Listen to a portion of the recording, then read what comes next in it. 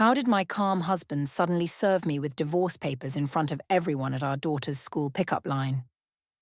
I told him over and over that my ex was ancient history, that yoga class was just yoga class, that I needed my own space to breathe. But when he walked into that hotel room with his master keycard and silent camera, every reassurance I'd ever given him shattered like glass. And so did my entire life.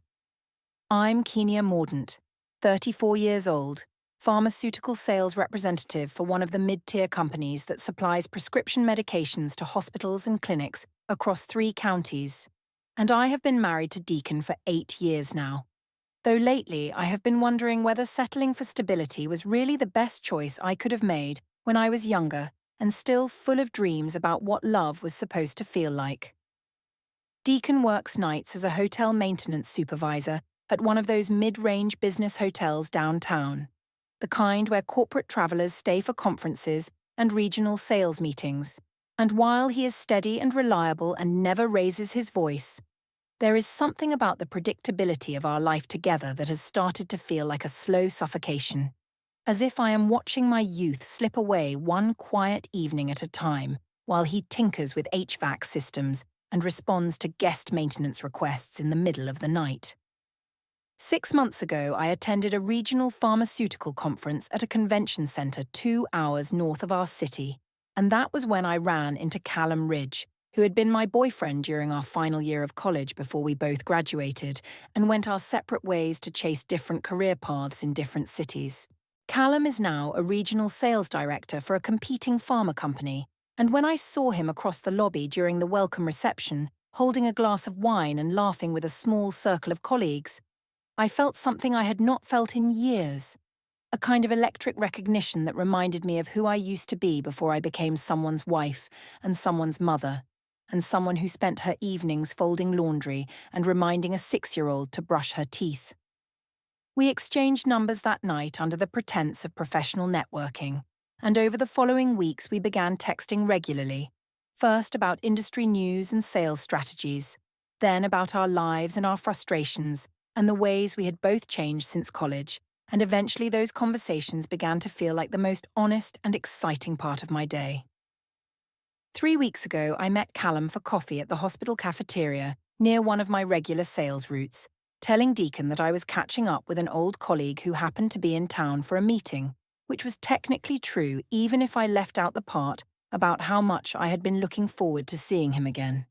The cafeteria was bright and sterile, filled with the low hum of doctors and nurses on their lunch breaks, and Callum and I sat too close together at a small table near the window, our knees almost touching under the table as we laughed about old memories and complained about the pressures of our jobs and the monotony of married life. I felt alive in a way I had not felt in months, and when I drove home that afternoon, I caught myself smiling at nothing in particular, replaying the way Callum had leaned in to whisper a joke about one of our old professors and the way his hand had brushed against mine when we both reached for the sugar packets at the same time. That evening, Deacon was sitting on the living room sofa when I walked in, reading something on his tablet with Mira curled up beside him, watching cartoons on the television. And he looked up and asked how my day had gone in that mild, distracted way he always does, as if he is asking out of obligation rather than genuine interest.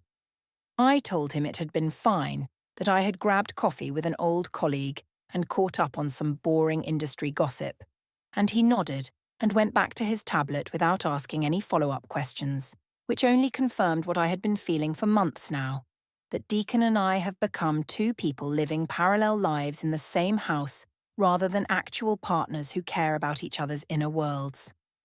My phone buzzed in my pocket with a text from Callum saying he had enjoyed seeing me and asking when we could do it again, and I felt a small thrill of anticipation as I replied that I would check my schedule and let him know soon. Then I put my phone face down on the kitchen counter and went to start dinner, humming softly to myself. Over the next few days, I noticed that Deacon seemed quieter than usual, spending more time in his own thoughts and less time making small talk with me in the evenings. And at first, I wondered if he had somehow picked up on the shift in my mood. But then I reminded myself that Deacon has always been the type to internalize things and avoid confrontation. so even if he did sense something was different, he would never actually say anything about it. One night, I was in the living room responding to a series of texts from Callum about meeting up again later that week, and I had saved his contact under the initials CL just to keep things simple when Deacon walked in from the kitchen and asked if I wanted tea. I quickly locked my phone and set it down beside me on the sofa, smiling up at him and saying that tea sounded nice, and he stood there for a moment looking at me with an expression I could not quite read before he turned and went back to the kitchen without another word. The following week, I told Deacon I was going out for a girls' night with Jade and a few other friends from work, and he said that was fine and offered to put Mira to bed by himself, which made me feel a tiny pang of guilt that I quickly pushed aside by reminding myself that I deserved to have a life outside of this house and this routine. In reality, I met Callum at a wine bar downtown, and we sat in a dim corner booth and talked for hours about everything we had missed in each other's lives since college, and at some point, his hand found mine across the table and I did not pull away, telling myself that it was just a moment of connection and not really a betrayal because nothing physical had happened yet. When I got home later that night, Deacon was still awake, sitting on the couch reading, and he looked up and asked if I had fun, and I said yes, that it had been good to get out of the house for a while, and he nodded slowly and said he was glad I had a nice time. Then he went back to his book and did not ask any more questions. I did not know it then, but Deacon had already started noticing things, small inconsistencies in my stories and changes in my behaviour that he was quietly cataloguing in that methodical way of his. And during his night shifts at the hotel, he had begun pulling up guest logs and keycard access records as part of his routine maintenance checks, which is how he discovered that Callum Ridge had checked into the hotel 3 separate times over the past month, each visit coinciding almost exactly with a night I had told Deacon I was busy with work events or social commitments. Deacon did not confront me about any of this, did not ask me a single accusatory question or raise his voice or demand explanations, and instead he simply began building a quiet, careful record of my movements and my lies, storing everything in a spreadsheet on his laptop and saving receipts and screenshots and timestamps in a folder that I would not discover until much, much later. The night I returned from that wine bar with Callum, smelling faintly of cologne that was not Deacon's, and carrying the warm, reckless feeling of having crossed a line I could not uncross, Deacon was still awake on the couch when I came in, and I kissed Mira goodnight even though she was already asleep, and then I went straight to the shower without stopping to talk to him, telling myself that I was just tired and not actively avoiding a conversation I did not want to have. The following week, I found myself thinking about Callum constantly, replaying our conversations in my mind during sales calls and checking my phone obsessively for new messages, and the contrast between the excitement I felt when I saw his name on my screen and the flat, emotionless routine I experienced at home became more and more obvious to me with each passing day. Deacon and I had fallen into a pattern where we barely spoke beyond the logistics of managing Mira's schedule and household responsibilities, and I told myself that this emotional distance was mutual, that he was just as checked out of our marriage as I was, which made it easier for me to justify the fact that I was scheduling more and more meetings with Callum under the guise of professional networking and industry collaboration. On Tuesday afternoon, I stopped by the pharmacy near our neighbourhood to pick up a prescription refill for Mira's seasonal allergies,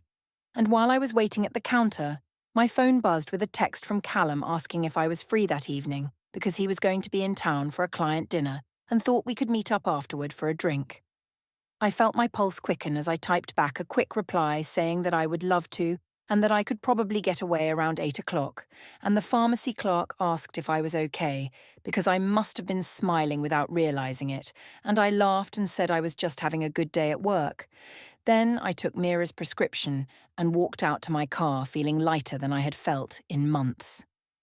That evening, I told Deacon that I had a late meeting with a potential client and that I might not be home until after 9, and he was in the kitchen making dinner for himself and Mira when I said this, and he looked up from the cutting board and asked which client it was, and for a split second I felt a flicker of panic before I said it was a new hospital account I had been trying to land for weeks and that the administrator had only been available for an evening meeting.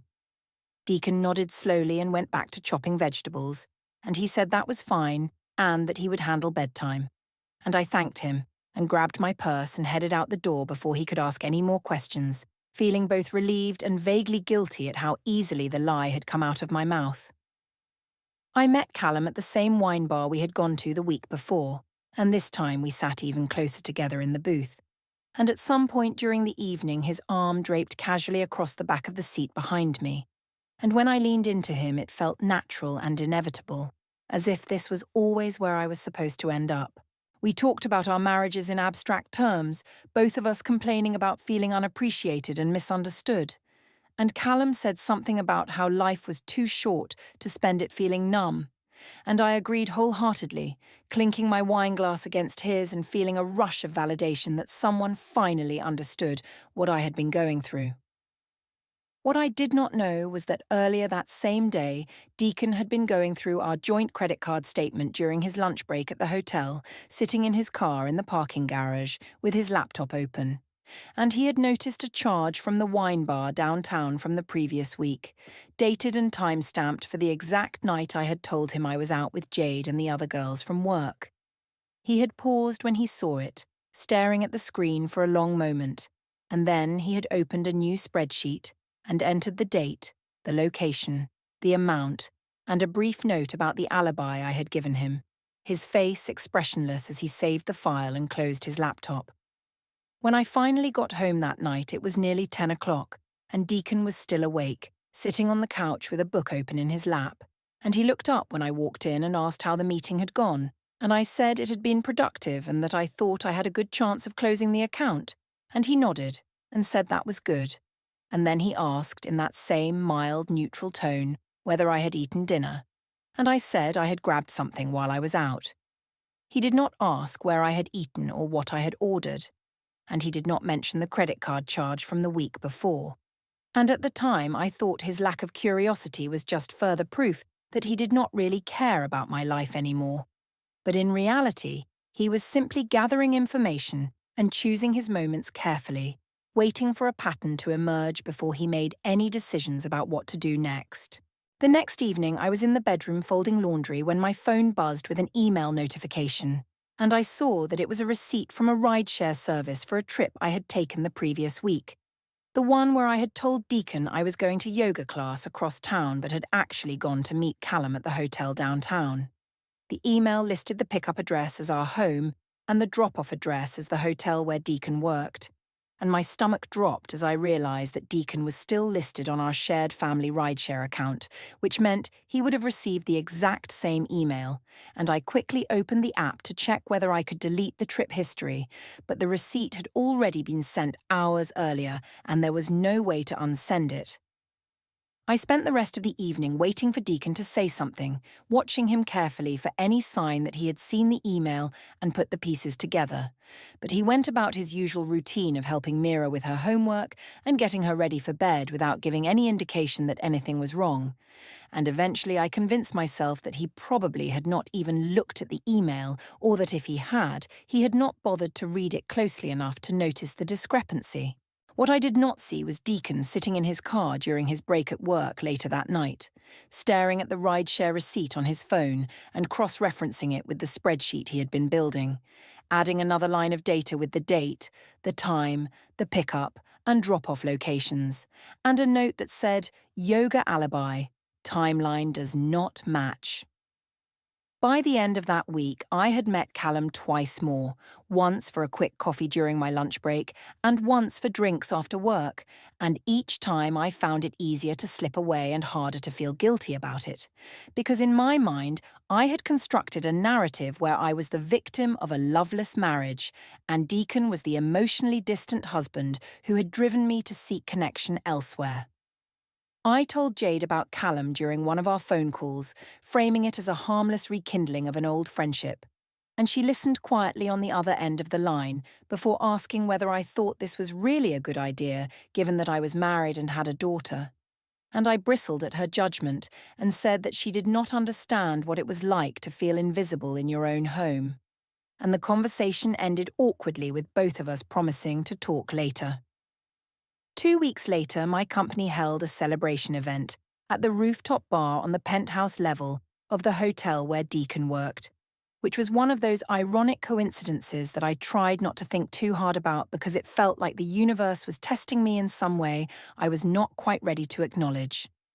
The event was meant to celebrate our regional sales team hitting quarterly targets, and all the top performers from my division were invited, along with representatives from some of our partner companies, which meant that Callum was going to be there as well since his company had recently signed a co-marketing agreement with mine. I spent an unusual amount of time getting ready that evening, choosing a dress that was slightly more daring than what I would normally wear to a work function. And when Deacon asked where I was going, I told him about the company event and said I would probably be home late, and he nodded and said he would be working downstairs in the building anyway if I needed anything. And there was something about the way he said it that made me feel briefly uncomfortable, as if he was reminding me that he would be nearby and aware of what was happening. The rooftop bar was stunning, with floor-to-ceiling windows overlooking the city skyline and strings of warm lights draped across the outdoor patio area. And by the time I arrived, the party was already in full swing with music playing and colleagues standing in clusters holding drinks and laughing. I spotted Callum almost immediately near the bar, and he caught my eye and smiled in a way that made my stomach flip. And within minutes we were standing together with drinks in hand, talking and laughing as if we were the only two people in the room. I knew that some of my co-workers were watching us, could feel their eyes tracking our movements and noting how close we were standing to each other. But I told myself that we were just two professionals from partner companies having a conversation and that there was nothing inappropriate about it, even though I knew deep down that the energy between us was anything but professional. As the evening went on and I had more drinks than I probably should have, I found myself caring less and less about what anyone else thought. And when a slow song came on over the speakers, Callum took my hand and pulled me toward the area where a few people were dancing, and I went with him without hesitation, letting him put his arms around my waist while I rested my hands on his shoulders. I was vaguely aware that someone near the edge of the dance floor had pulled out their phone and was recording, the way people do at parties now, capturing everything for social media or group chats or whatever. But in that moment, I did not care, because I felt beautiful and desired and alive in a way I had not felt since before Mira was born. And when Callum leaned down and whispered something in my ear about how good I looked, I laughed and leaned into him even more, not thinking about the consequences or the optics or the fact that half my colleagues were watching. At some point during the evening, one of my co-workers made a toast to the sales team, and people were clapping and cheering, and someone jokingly suggested that Callum should give a speech since his company was our new partner, and he raised his glass and said something charming about collaboration and shared success.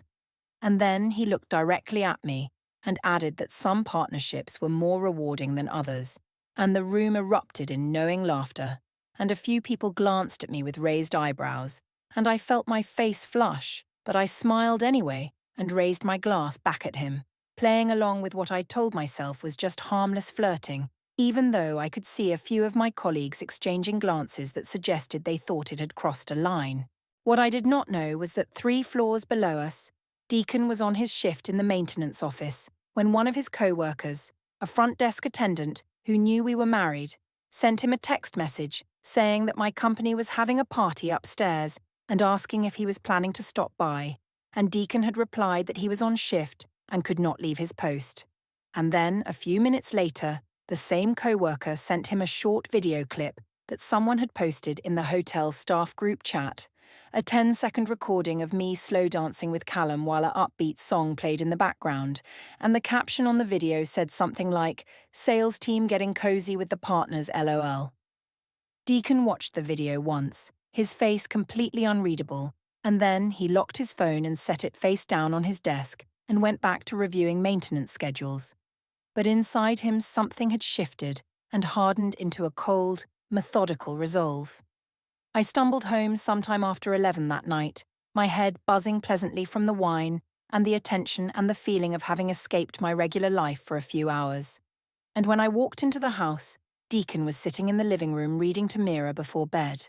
and I interrupted them with too much enthusiasm, leaning down to kiss Mira goodnight and telling her how much I loved her. And Mira giggled and said I smelled like the fancy hotel, which made me laugh even harder. Deacon closed the book gently and told Mira it was time for sleep, and he walked her to her bedroom while I kicked off my heels in the hallway and steadied myself against the wall. And when he came back out a few minutes later, he asked in that same calm, even tone how the party had been. And I said it had been fine, just the usual work thing, and he asked why I was asking, and I said I was not asking anything. I was just answering his question. And then I went to the bathroom to wash my face and brush my teeth, avoiding his gaze because some part of me knew that I looked guilty, even though I had not technically done anything wrong. The next morning I woke up with a mild headache and a vague sense of unease, and when I checked my phone I saw that I had been added to a group chat by one of my co-workers. And when I opened it, I saw that several people from the party had shared photos and videos from the night before, including the clip of me dancing with Callum. And there were a series of comments underneath it that ranged from joking to pointed, with one person writing "Get it, girl," and another writing, "Does her husband know LOL?" and another writing, "This is why I love our team events." I felt my face go hot as I scrolled through the messages, and I quickly muted the chat and closed the app, telling myself that people were just being dramatic and that office gossip always blew things out of proportion. But I could not shake the uncomfortable feeling that I had been careless and that the video was now circulating among people who knew I was married.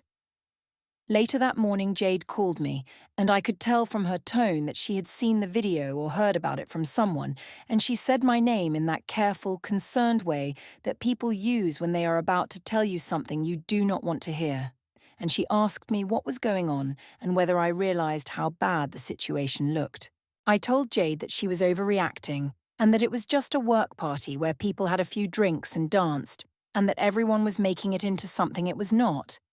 And she was quiet for a moment before she said that the video made it look like I was having an affair and that people at work were starting to talk. And I felt a spike of defensive anger rise up in my chest as I told her that what I did at a work event was nobody's business, and that if people wanted to gossip, then that was their problem, not mine. Jade sighed on the other end of the line and said that she was worried about me and that she thought I was playing with fire. And I snapped back that I did not need her judgment and that she had no idea what it was like to be stuck in a marriage where you felt completely unseen and unappreciated. And the conversation ended with both of us saying we would talk later, but neither of us really meaning it. And after I hung up, I sat on the edge of my bed, feeling shaky and exposed in a way I had not felt before. Over the next few days, I tried to act as if everything was normal, going through my usual routine of sales calls and client meetings, and coming home to make dinner and help Mira with her homework. But there was a tension in the house that I could not quite ignore, a heaviness in the air whenever Deacon and I were in the same room together. He had started sleeping on the couch most nights, claiming that his work schedule was irregular and that he did not want to wake me when he came home late from his shifts. And I told myself that this was fine, and that maybe we both needed space. But the truth was that the physical distance between us was starting to feel permanent, like a crack in a foundation that was slowly widening with each passing day. One evening, Mira came into the kitchen while I was washing dishes and asked me in her small, serious voice why Daddy was sleeping on the couch now. And I felt my throat tighten as I tried to come up with an explanation that would make sense to a 6-year-old without scaring her or making her feel like anything was her fault. I told her that sometimes grown-ups needed their own space to sleep better and that it did not mean anything was wrong, just that Daddy had a different schedule than me, and we were trying to be considerate of each other. And Mira nodded slowly, but her eyes looked worried, and she asked if we were still a family. And I pulled her into a hug and promised her that yes, we were still a family, and that nothing was going to change, even though I was not entirely sure I believed my own words anymore. That weekend, I drove Mira to her grandmother's house for a visit, and my mother was waiting on the porch when we pulled up, and she hugged Mira and sent her inside to find some cookies while she stayed outside to talk to me for a moment. My mother had a way of looking at me that made me feel like I was still a teenager caught in a lie, and she asked me point blank if everything was okay between Deacon and me, because she had spoken to him on the phone a few days earlier and he had sounded distant and strained. And I felt a flash of irritation that Deacon was apparently confiding in my own mother about our marital problems. I told her that we were fine, and that we were just going through a busy season with work, and that Deacon was probably just tired from his night shifts. And she gave me a long, searching look before she said that she hoped I was being smart about my choices and that marriage required work and commitment, and I bristled at the implication and said that I knew how to manage my own life, thank you very much, and then I kissed Mira goodbye and drove away before my mother could ask any more probing questions. What I did not know was that earlier that same week, Deacon had driven to his father's house after finishing a night shift, and he had sat in Martin's garage workshop while his sister Petra stood nearby, and the three of them had a long, quiet conversation about what Deacon had been observing and documenting over the past several weeks. Petra had asked him directly what he planned to do, and Deacon had said in his calm, measured way that he was handling it properly and that he was not going to do anything rash or emotional, that he was going to follow a process and make sure everything was done correctly and legally. And Martin had put a hand on his son's shoulder and told him that he was proud of him for keeping his head, and that whatever he decided to do, his family would support him. The following Tuesday evening, there was a PTA meeting at Mira's elementary school, and I went because I had volunteered to help with the spring fundraiser planning committee, and I found myself standing in the hallway with a group of other mothers, talking about the upcoming event and making small talk about our kids. At some point, the conversation turned to marriages and relationships, the way it sometimes does when a group of women get together, and I found myself saying more than I probably should have, mentioning casually that Deacon had been going through a difficult phase lately and that he had been acting paranoid and overly suspicious about my work schedule, and I could see a few of the mothers nodding sympathetically as if they understood exactly what I meant. One of them said that her husband had gone through something similar a few years ago, and that men sometimes got insecure when their wives had demanding careers. And I felt validated hearing this, and added that I thought Deacon was struggling with the fact that I was successful and independent, and that he was trying to control me because he felt threatened. And the other mothers murmured their agreement and said that I deserved to have my own life and my own identity outside of being a wife and mother.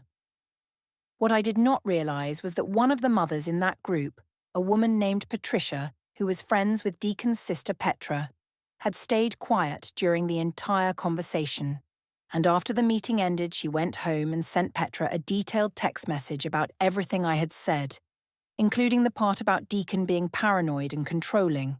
And Petra had read the message with her jaw clenched and had immediately forwarded it to Deacon with a note that said he needed to see what I was telling people about him. That same evening, Deacon was sitting in his car in the hotel parking garage during his dinner break, and he opened the message from Petra and read through Patricia's account of what I had said at the PTA meeting, and he felt something cold and final settle in his chest as he realized that I was not just having an affair. I was actively working to destroy his reputation and paint him as the villain in a story where I was the victim. He closed the message and opened his laptop, pulling up the folder he had been maintaining for weeks now, the one labeled Archive Home, that contained spreadsheets and receipts and screenshots and timestamps, and he added a new document with notes from the PTA meeting and Patricia's statement. And then he opened his calendar and looked at the appointment he had scheduled for the following morning at 9:30, and he confirmed that he was ready. The next morning, Deacon called in to take a personal day from work, which was unusual for him because he almost never missed shifts and prided himself on being reliable. And when I asked him over breakfast what he was doing with his day off, he said he had some errands to run and some personal business to take care of. And his tone was so neutral and matter-of-fact that I did not think to press him for details. He left the house around 8:30 carrying his leather portfolio under his arm, the same one he used for keeping important household documents organized, and I remember thinking briefly that it seemed like an odd thing to bring along for errands, but I was distracted by my own schedule, and did not give it much thought beyond that passing observation. What I did not know was that Deacon drove directly to a small office building near the courthouse and parked in the visitor lot. And at exactly 9:30, he walked into a law office on the third floor and sat down across from a family law attorney named Rebecca Chow, who had been recommended to him by a colleague at the hotel whose brother had gone through a difficult divorce several years earlier. Deacon spent nearly 2 hours in that office, calmly and methodically presenting the portfolio he had brought with him, which contained printed copies of credit card statements with highlighted charges that corresponded to dates I had given false alibis, a spreadsheet showing the correlation between Callum Ridge's hotel check-ins and my supposed yoga classes and work meetings, screenshots of the rideshare receipts showing pick-up and drop-off locations that contradicted my stories, and photographs he had taken using his master keycard access to document the hotel room scene, complete with metadata showing exact dates and timestamps that proved I had been lying for months. Rebecca Chow reviewed every document carefully, asking clarifying questions and taking detailed notes. And when Deacon finished presenting his evidence, she looked at him with something like respect and told him that this was some of the most thorough documentation she had seen from a client in a long time, and that with this level of proof, they would be able to move forward quickly and effectively with a petition for divorce that included temporary custody arrangements and financial protections. Deacon listened quietly as she explained the process, the timeline, the likely outcomes, and the steps they would need to take to ensure that everything was handled properly through the legal system. And when she asked him if he was certain he wanted to proceed, he nodded once and said that yes, he was certain, that he had given this a great deal of thought, and that he was doing this not out of anger, but out of necessity, to protect himself, and more importantly to protect his daughter from growing up in a home filled with dishonesty and manipulation.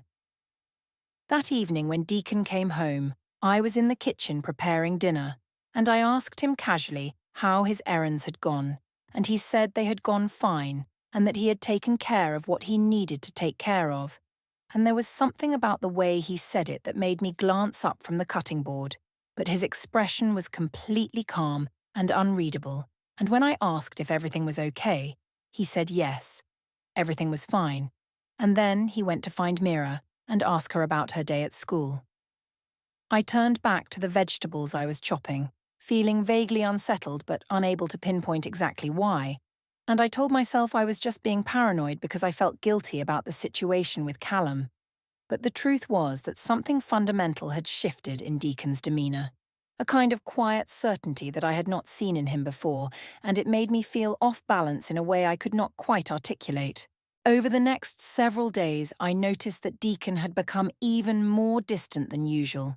not in an angry or confrontational way, but in a way that felt like he had emotionally detached from our marriage entirely,